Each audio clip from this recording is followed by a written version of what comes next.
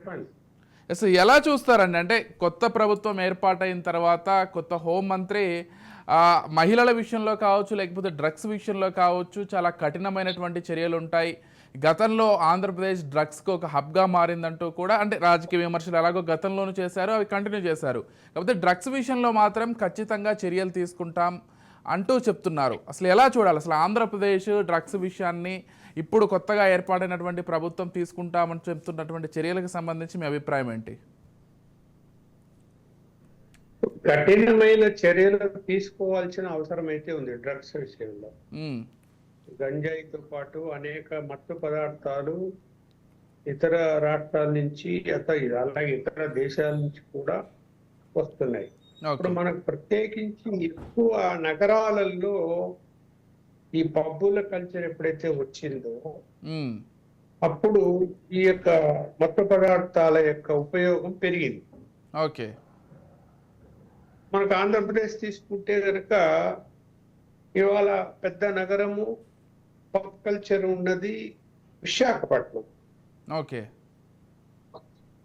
So మనకు విశాఖపట్నంలో సరే గత ప్రభుత్వం కఠిన చర్యలు తీసుకోకపోయినా మామూలుగా వాళ్ళకున్న సమాచారం మేరకు రైడ్లు జరిగినా కూడా ప్రతి వారానికి ఒకసారైనా హ్మ్. అటు గంజాయికి సంబంధించినటువంటిదో ఇతర కొకేను ఇట్లాంటి వాటికి సంబంధించిన విశాఖపట్నంలో ఎక్కువగా పట్టుబడ్డారు. ఓకే. అలాగే అలాగే రవాణా విషయంలో గంజాయికి సంబంధించినటువంటి సరఫరాలో కూడా హ్మ్. విశాఖపట్నం ఏజెన్సీ ఏరియాల నుంచి హైదరాబాద్కు వస్తుంటే కూడా చాలా చోట్ల ఈ యొక్క హైవేలలో పట్టుబడ్డాయి. హైదరాబాద్ లో పట్టుబడినా కూడా అది విశాఖపట్నం ఏజెన్సీ ఏరియాల నుంచి తీసుకొచ్చామని చెప్పారు. ఓకే. అంటే ఇక్కడ మనకు ఇక్కడ తెలంగాణ కంటే ఆంధ్రప్రదేశ్ లో విశాఖపట్నం ఏజెన్సీ ఏరియా ఏదైతే ఉందో హ్మ్. అంటే బార్డర్ ఒరిస్సా. హ్మ్. సరే ఒరిస్సాలో కూడా గంజాయి తోటల పెంపకం ఉన్నాయి. అక్కడ కూడా అప్పటి ప్రభుత్వము ఇప్పుడు బీజేపీ ప్రభుత్వం వచ్చింది అక్కడ.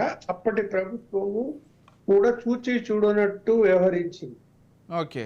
సో ఒరిస్సా నుంచి కూడా ఆంధ్రప్రదేశ్ కు లేకపోతే అటు తమిళనాడుకు ఇటు హైదరాబాద్ ఇటు తెలంగాణకు కూడా ఈ గంజాయి తోటల వలన దానికి సంబంధించినవి రకరకాల మార్గాల్లో వచ్చాయి. ఓకే. ఇప్పుడు మనకు విశాఖ ఏజెన్సీల్లోనే గంజాయి తోటలు పెంచుతున్నారు. హ్మ్. పెంచే విషయము ఎక్సైజ్ డిపార్ట్మెంట్ కు తెలియదా, లేకపోతే పోలీసులకు తెలియదా, హ్మ్. రాజకీయ నాయకులకు తెలియదా? ఎందుకు మౌనంగా ఉంటున్నారు అంటే భారీగా కమిషన్లు లేకపోతే నెల మామూలు చేసుకొని చూచి చూడనట్టు నడుస్తున్నారు, ఓకే. ఇంక్లూడింగ్ డిపార్ట్మెంట్, హ్మ్. ఆబ్కారీ శాఖ మంత్రులు. హ్మ్. ఒకరి మీద ఒకరు ఆరోపణలు కూడా చేసుకున్నారు కదా. తెలుగుదేశం వాళ్ళే వాళ్ళ గంజాయి తోటలు పెంచడానికి సమర్థిస్తున్నారు అని హ్మ్. వైఎస్ఆర్సిపి వాళ్ళే సమర్థిస్తున్నారు, అంటే వాటికి ప్రోత్సాహం ఇస్తున్నారని తెలుగుదేశం ఇట్లా ఒకరి మీద ఒకరు ఆరోపణలు చేసుకున్నారు. సరే ఓకే. ఇప్పుడు ప్రభుత్వం మారింది. హ్మ్. మరి ఇప్పుడు సీరియస్ గా ఎఫర్ట్ పెట్టాలి, ఎట్లాగైనా సరే ఈ మత్తు పదార్థాలు పెరగకుండా చెయ్యాలి. హ్మ్.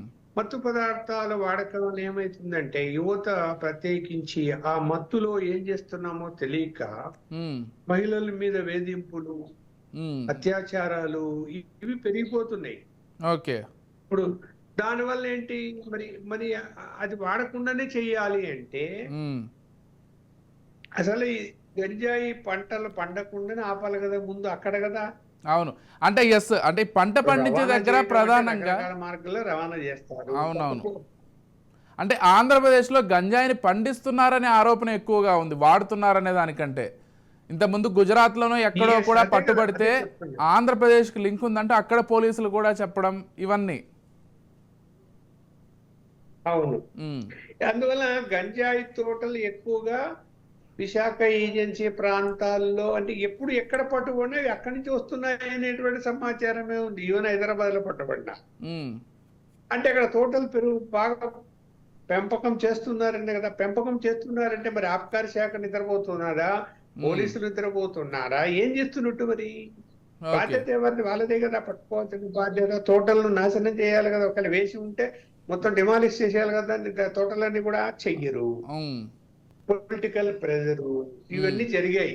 సరే, ఈ ప్రభుత్వం హోంమంత్రి అనిత గారు వచ్చిన తర్వాత ఇప్పుడు నిన్న కేబినెట్ సబ్ కమిటీ కూడా ఏర్పాటు చేశారు ఈ యొక్క మత్తు పదార్థాల మీద. అది మంచి పరిణామం. ఎస్, ఎందుకంటే ఎప్పుడు ఒక మంత్రి చేతులు కాకుండా మంత్రులు అందరూ సమీక్షించుకొని ఎక్కడ ఏం జరుగుతున్నది, ఎలా అరికట్టాలని సూచనలు చేసి ప్రజల దగ్గర నుంచి కూడా సమాచారం సేకరించి, కాకపోతే ఏంటంటే ఆబ్కారీ శాఖలు కానీ పోలీస్ శాఖలో కానీ నీతి నిజాయితీ పరులను పెట్టాలి. అవును, అవును, టాస్క్ ఫోర్స్ లో కానీ పెడితే వాళ్ళు చేయగలుగుతారు. ఎస్, లేకపోతే వాళ్ళతో రాజీ పడిపోయి పడిపోయి ఏం చేస్తారు? ఈవెన్ మీడియాకు సంబంధించిన ప్రతినిధులు కూడా గంజాయి విక్రయాలు చేస్తూ ఆ యొక్క ఏజెన్సీ ప్రాంతాల్లో పట్టుబడిన వాళ్ళు కూడా ఉన్నారు. కేసులు కూడా ఉన్నాయి వాళ్ళ మీద. అవును, అవును, నిజమే. మరి ఎక్కడికి వెళ్తున్నాం మనం? చెప్పండి, ఎక్కడ వెళ్తున్నాం మరి? అంటే ఎక్కడ అంటే ప్రతి దాంట్లో కూడా ఎస్, మీరు అన్నట్లుగా ప్రతి శాఖలో కూడా అటు అంటే మీరు అన్న మీడియా కావచ్చు, లేకపోతే పోలీస్ శాఖలో ప్రతి చోట కూడా ఇటువంటి కొన్ని లొసుగులను చూసుకొని ఈ గంజాయి బ్యాచ్ ఏదైతుందో రెచ్చిపోతుంది. ఎస్, మనతో పాటు అందు సత్యం గారు కూడా జాయిన్ అయ్యారు. వారితో ఒకసారి మాట్లాడదాం. సత్యం గారు నమస్కారం అండి. నమస్తే అండి. సత్యం గారు, గత 5 ఏళ్ల పాటు ఏపీని గంజాయికి హబ్గా చేశారు అంటూ ఇప్పుడు ప్రస్తుతం హోంశాఖ మంత్రిగా ఉన్నటువంటి అనిత అనేకమైనటువంటి కామెంట్స్ చేశారు. అంటే ఆమె మంత్రిగా బాధ్యతలు స్వీకరించిన వెంటనే కొన్ని ప్రెస్ మీట్లు పెట్టి, లేకపోతే మీడియా సమావేశాలు పెట్టి గంజాయి విషయంలో చాలా స్ట్రిక్ట్ యాక్షన్ తీసుకోబోతున్నాం, ఇకపై ఇలాంటివి అసలు రాష్ట్రంలో ఎక్కడా జరగడానికి వీల్లేదు, పండించడానికి వీల్లేదు, సరఫరాకి వీల్లేదు, అసలు ఎవరికైనా ఏదైనా ఇన్ఫర్మేషన్ తెలిసినా కానీ వెంటనే పోలీస్ శాఖకు తెలియజేసేలా ఒక టోల్ ఫ్రీ నెంబర్ ఇస్తామంటూ కూడా ఆమె చెప్పారు. ఎవరైనా ఇన్ఫర్మేషన్ ఇస్తే వాళ్ళకి నగదు బహుమతి కూడా ఇస్తామని చెప్తున్నారు. అంటే కొంత అగ్రెసివ్గా వర్క్ చేస్తున్నారు ఈ గంజాయి విషయంలో, లేకపోతే డ్రగ్స్ విషయంలో అని చాలా క్లియర్గా అర్థమవుతోంది. అసలు మీరు ఎలా చూస్తారంటే గత పాలనలో కావచ్చు, ప్రస్తుతం వీళ్ళు తీసుకున్నటువంటి డెసిషన్స్లో కావచ్చు, ఎలా భావిస్తున్నారు? అసలు దీనికి సంబంధించి మీ అభిప్రాయం ఏంటి? వండర్ఫుల్ డెసిషన్ అండి ఇది. అనిత గారికి బహుశా మనసులో ఉండి ఉండాలి గతం నుంచి కూడా, ఇట్లా అన్యాయం అయిపోతుంది, మానవ వనరులన్నీ దిగజారిపోతున్నాయి అనేటువంటి ఒక ఒపీనియన్ ప్రభుత్వం రాకముందే తనకు ఒక ఇండివిజువల్ ఒపీనియన్ ఉండి ఉండాలి. ఎందుకంటే రాగానే ఛార్జ్ తీసుకోగానే ఇమ్మీడియట్ గా రియాక్ట్ అయింది, గంజాయిని మేము ఇది చేస్తామని. అయితే ఇది ఎంత నిర్వీర్యం చేస్తుందంటే ఒక ఆంధ్రప్రదేశ్ కాదు, ఆంధ్రప్రదేశ్ నుంచి తెలంగాణ, తెలంగాణ నుంచి మహారాష్ట్ర, కర్ణాటక, ఇట్లా దరిదాపు బహుశా ఎక్కువ పంట ఏఓబిలా పండిస్తున్నట్టుగా మనకు అర్థం అవుతుంది సప్లైని బట్టి. కాబట్టి ఆంధ్ర ఒరిస్సా బోర్డర్ లో ఎక్కువ ఇది ప్రొడ్యూస్ చేస్తున్నారు. కాబట్టి వయా రాజమండ్రి, వయా విజయవాడ, తెలంగాణ, ఆ తర్వాత అటు మహారాష్ట్ర ఎక్కువ, బాంబేకు, ఇటు బెంగళూరు కూడా, ఇట్లా ఇది డిస్ట్రిబ్యూట్ అవుతా ఉంది. మరి దీన్ని అరికట్టాలంటే 2 వైపుల నుంచి జరగాలి కృషి. ఒకటి సప్లై వైపు, 2 డిమాండ్ వైపు. డిమాండ్ వైపు ఏమిటంటే దీనికి ఎక్కువ వీళ్ళు స్టూడెంట్స్ ను టార్గెట్ చేసుకుంటున్నారు. చదువుకునే కాలేజీలు, వయసులో ఉండేటువంటి యూత్, తర్వాత నిరుద్యోగ యూత్, ఇటువంటి వాళ్ళని టార్గెట్ చేసి వీళ్ళకి ఎక్కువ చేరేస్తున్నారు. ఆ తర్వాత రెండో వైపు సప్లై చైన్. ఇప్పుడు ఒక దగ్గరికి సప్లై అయితే అది 100 సెంటర్ల డిస్ట్రిబ్యూట్ అయితే 100 సెంటర్ల దీన్ని కట్టేలు చేయటం కష్టం, ఎదుర్కోవడం, నిర్మూలించడం. కాబట్టి సప్లై చైన్ ని తెంపేయాలి. సప్లై చైన్ తెంపేయాలంటే ఒకటి ముందు ప్రొడక్షన్ కాకుండా చూడటం, సాగు చేయకుండా చూడటం అనేది మొదటి అంశం.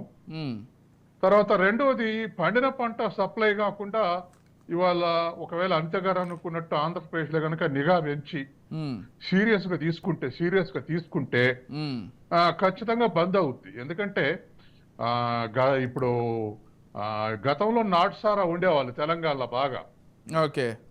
స్ట్రింజెంట్ యాక్షన్ తీసుకున్నాక ఇప్పుడు ప్రతి చోట కూడా నాటుసారా ఎక్కడ లేదు, దరిదాపు కనపట్టేది ఎక్కడ కేసు కూడా బుక్ కావట్లేదు. అంటే ప్రభుత్వం, ప్రభుత్వం తర్వాత పోలీస్ శాఖ, ఎక్సైజ్ శాఖ ఇవి చాలా మోటివేట్ అయి ఉన్నాయి. మనం బతకం దీన్ని సప్లై చేసినా దొరికితే అనేటువంటిది సప్లై చేసే వాళ్ళలో కూడా వస్తే ఖచ్చితంగా దాన్ని మనం అరికట్టేటువంటి అవకాశం ఉంది. తర్వాత రెండవది, దానికి ఒక ప్రత్యేక చట్టం తీసుకురావాలి. అంటే గంజాయి అమ్ముతూ దొరికితే ఖచ్చితంగా పీడీ యాక్ట్ పెట్టేటట్టుగా ఉండాలి. ఓకే, అలా చేసుకుంటూ వస్తే ఒక కొంత దూరం పోయే వరకల్లా ఖచ్చితంగా అది ఒక వెనులో వణుకు పుట్టిస్తుంది సప్లై చేయాలనుకునేటువంటి వాళ్ళు. అంటే తర్వాత మరొక అంశం ఏంటంటే చెప్పండి. మరొక అంశం ఏంటంటే పండించిన వాళ్ళే సప్లై చేయట్లే. పండించిన దగ్గర నుంచి మధ్యవర్తులు సప్లై చేసి లాభాలు సంపాదిస్తారు. కాబట్టి ఇప్పుడు దొరికోళ్ళంతా మనకి ఎక్కడ దొరికినా ఆంధ్ర తెలంగాణ బోర్డర్లు కానీ, తెలంగాణ కానీ, హైదరాబాద్ అని ఇటు దొరికిన వాళ్ళందరూ కూడా బయట వాళ్ళే, ఇతర రాష్ట్రాల వాళ్ళు తీసుకుపోయి ఎక్కువ సొమ్ము చేసుకోవడానికి ఇటువంటి పని చేస్తా ఉన్నారు. ఓకే, కాబట్టి ఆంధ్రాల అరికడితే అది ఇంకా 4 రాష్ట్రాలు లాభపడతాయి. అవును, అంటే మిగతా మహారాష్ట్ర, తెలంగాణ పర్టికులర్ గా, ఆ తర్వాత కొద్దిగా కర్ణాటక, ఇతర రాష్ట్రాలు కూడా ఈ విధంగా అది దొరకకుండా ఉండేటువంటి అవకాశం ఉంది. మరి ఎందుకో రేవంత్ రెడ్డి కూడా రాగానే, రేవంత్ రెడ్డి ముందు ఈ డ్రగ్స్ మీద, ఈ గంజాయి మీదనే పడ్డారు. అవును. ఇవాళ వరుస దాడులు జరుగుతా ఉన్నాయి. అయినా స్టూడెంట్స్ దగ్గర జారేస్తూనే ఉంటారు. ఎక్కువ మంది ఎవరు కన్జ్యూమ్ చేశారంటే వాళ్ళ యూత్, స్టూడెంట్సే దొరుకుతున్నారు. ఎందుకంటే ఒక ఇల్లు తిరిగి అమ్మటం కష్టం. కాబట్టి ఒక దగ్గర గ్రూప్ ఎవరు దొరుకుతారు? స్టూడెంట్స్ దొరుకుతారు, లేకపోతే ఉద్యోగస్తులు దొరుకుతారు. ఎక్కువ స్టూడెంట్సే దొరుకుతారు. ఉద్యోగస్తులు కుటుంబ బాధ్యతలు ఉంటారు కాబట్టి దాని నష్టం ఏందో లాభం ఏందో తెలుసు వాళ్ళకు. కాబట్టి ఇవాళ ఆంధ్రప్రదేశ్లో కనుక అనిత అనుకున్నటువంటి సక్సెస్ అయితే అది 4 రాష్ట్రాలు ప్రశాంతంగా ఉంటాయి. ఇవి దరిదాపు ఎట్లా అయిపోయిందంటే ఇవాళ పంజాబ్ రాష్ట్రం అసలు ఊగిపోతుంది ఇటువంటి డ్రగ్స్ తోటి. ఓకే, అసలు నిర్వీర్యం అయిపోయింది పంజాబ్. ఇవాళ దేశం మొత్తానికి ఇవి సప్లై చేస్తున్నారంటే ఎగ్జాంపుల్ పంజాబ్ తీసుకోవచ్చు, ఎంత నాశనం అయిందో. కాబట్టి ఇవాళ ఉన్నటువంటి అసలు పంజాబ్ ప్రభుత్వం ఇది ఎక్కువ మంది వాడితే ఏమైందంటే డీఫేమ్ అవుతారు. అంటే ప్రభుత్వం అరే ఇది వాడే వాళ్ళ సంఖ్య ఎక్కువైనాక ఇటు నిర్మూలిస్తే జనంలో వ్యతిరేకత వస్తుందేమో అనుకుంటారు. అంటే ఇంకొక వైపు ఆలోచించే అవకాశం ఉంది పాలకులు. అందుకని ఇవాళ ఖచ్చితంగా స్ట్రింజెంట్ యాక్షన్ తీసుకుంటే ముందు సాగు చేయకుండా అది బాధ్యతలు కలెక్టర్, ఎస్పీకి అప్పగించి, ఏఓబి డిస్ట్రిక్ట్స్ అన్నిటి మీద కూడా అప్పగించి అది సాగు చేయకుండా నిర్మూలించి, సాగు చేస్తే కూడా వాళ్ళని అరెస్ట్ చేసి, తర్వాత సప్లై చేసే వాళ్ళు కొనుక్కుపోయి ఇంకో దగ్గర అమ్ముదామని దొరికే వాళ్ళందరినీ కూడా పీడీ యాక్ట్ పెట్టి చేస్తే ఏమైనా ఫలితం అవపడవచ్చు మనకు.